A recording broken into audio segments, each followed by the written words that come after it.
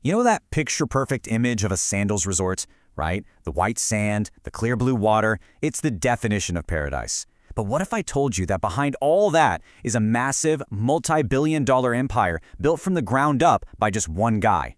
The real question is, how on earth did he pull that off? Let's get into it.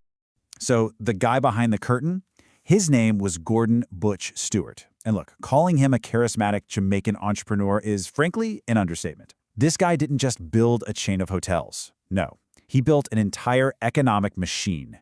And trust me, the story of how it all works is way more fascinating than just cocktails on the beach. Okay, so to really wrap our heads around this empire, we've got to look past the fancy resorts and the swim-up bars. We need to go behind the scenes, find the engine room, the part of this whole operation that was quietly cranking out the power for everything else. And there it is. This right here is the secret sauce. While the public, you and me, we all saw this amazing luxury brand, the real engine was something else entirely. It was hidden in plain sight. Believe it or not, the foundation of this whole tourism empire wasn't tourism at all. It was air conditioners. Yep, you heard that right. It all came from a company he started way back in 1968 called Appliance Traders Limited. You'll hear it called ATL. So in business speak, ATL was what you'd call the ultimate cash cow. I mean, think about it. Selling air conditioners and refrigerators in a hot Caribbean climate, that's a business that just prints money, right? It's steady, it's reliable, and it has great margins. And all that cash, well, that's what gave Stewart the war chest he needed to gamble on something way riskier, the hotel industry. Let's be clear, without ATL, there is no sandals, period. All right, so with that financial engine just humming away in the background, printing cash, Butch Stewart could finally turn his attention to the main event, and that was building a truly world-class luxury brand. So get this, it's 1981, and Jamaica's having a tough time. Most investors are running for the hills. What does Butch do? The exact opposite. He goes out and buys a beat-up, rundown hotel in Montego Bay. Now, at the time, all-inclusive kind of meant, well, cheap and cheerful. It had a budget reputation. Stewart's genius was seeing that. He decided to take that same all-in-one concept, but instead of aiming low, he aimed high. Way high. He was going to make it a premium, luxury experience, specifically for North American tastes. And his formula was just relentless innovation. He didn't just tweak things, he totally reinvented them. He took the couple's only idea and just loaded it with luxury amenities that were a huge deal back then, things like king-sized beds and even hairdryers in every room. Then in '84, bam, he introduces the very first swim-up bar in the entire Caribbean. Then came the elite butler service for the high-end suites. And then the real showstopper, those incredible over-the-water bungalows that put the Caribbean on the map to compete with places like the Maldives. Every single one of these moves let him charge more and, more importantly, built a brand that was just untouchable. But here's where it gets really, really smart. The true masterpiece here wasn't just the hotels themselves, as amazing as they were. It was how he wired everything together. He connected all of his different companies into this single, interlocking machine, where every single piece supported all the other pieces. And this is the map of the empire. It shows you the genius of the whole setup. You've got Sandals and Beaches Resorts as the big moneymakers, right? The face of the brand. But when one of those hotels needed a new air conditioner or a whole new kitchen, guess who they bought it from? His own company, ATL. And when they needed a fleet of luxury cars to pick up guests from the airport? Yep, they used his other company, ATL Automotive. And what about advertising or, maybe nudging public opinion in the right direction? Well, he had that covered too, with his own newspaper, the Jamaica Observer. It was this perfect closed loop. Absolutely brilliant. And the advantages of this model? They were just huge. Think about it. Nearly every single dollar a guest spent stayed inside the Stewart empire.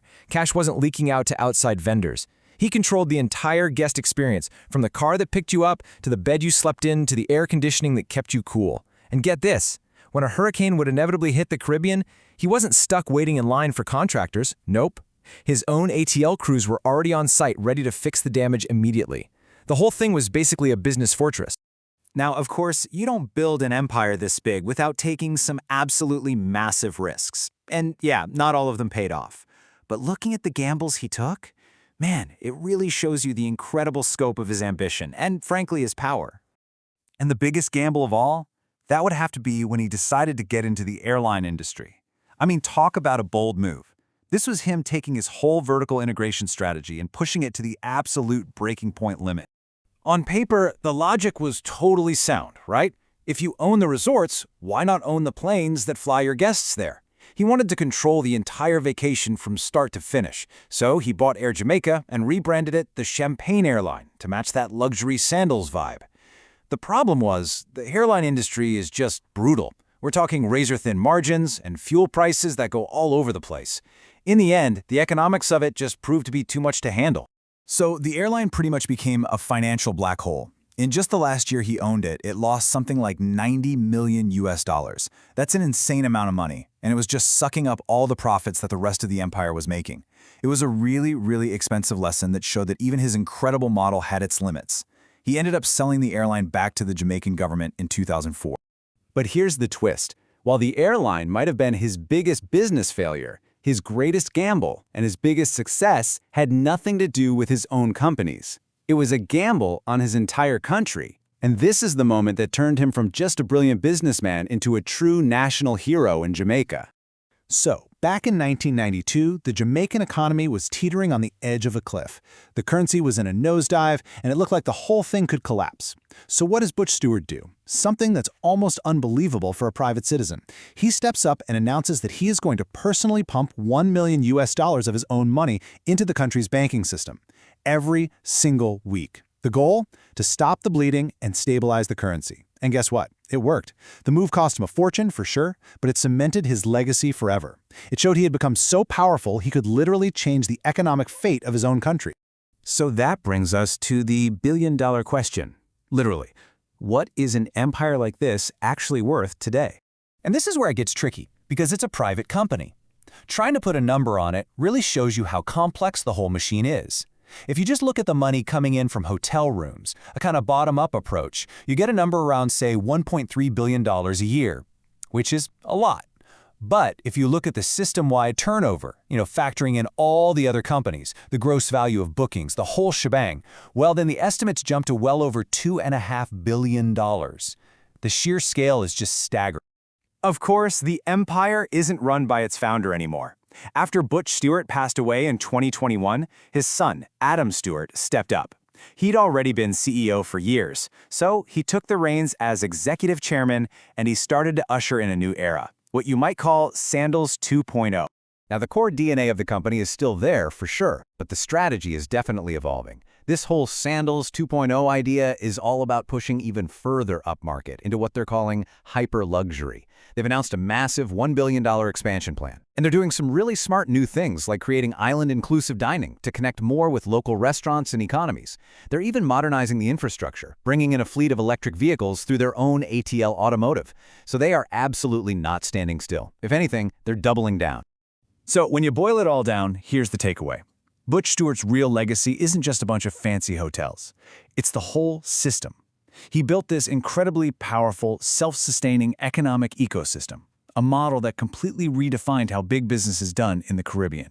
And so, the machine that Butch Stewart built, it's still running and it's even growing under this new leadership.